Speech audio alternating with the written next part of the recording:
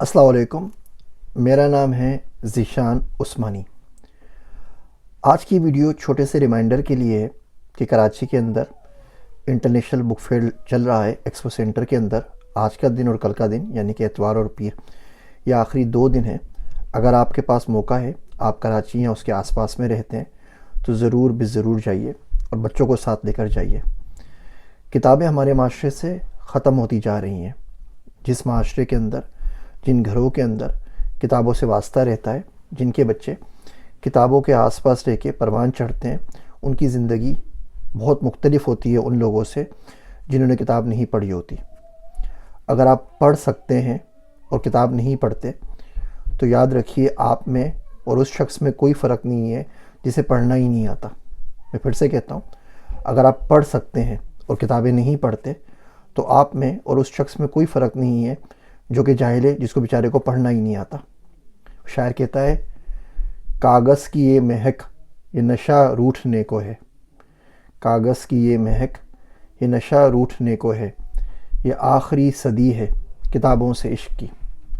میرا ایک دوست ہے عبداللہ، وہ عموماً کہتا ہے کہ مجھے سمجھ میں نہیں آتا دسمبر کا فائدہ کیا ہو اگر زندگی میں کتابیں نہ ہوں۔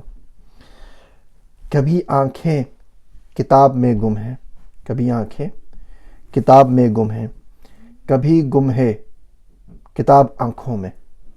تو کوشش کریں کہ زندگی میں مہینے کا چھوٹا سے چھوٹا کوئی تھوڑا سا بجٹ، کوئی 5%، کوئی 10%، کوئی 3% کتابوں کے لیے مختص کر دیں۔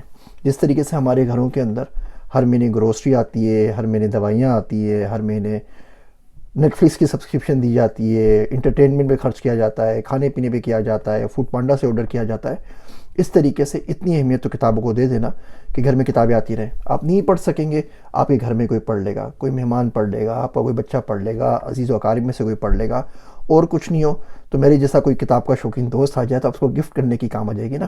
ہم شادیوں میں جو وال کلاکس وغیرہ گفٹ کرتے ہیں، اس سے بہت بہتر ہے کہ آپ کتابیں گفٹ کر دیں، کتابیں خریدیں، کتابیں پڑھیں، کتابیں گفٹ کریں، یہ بہت بہتر ہوتا ہے۔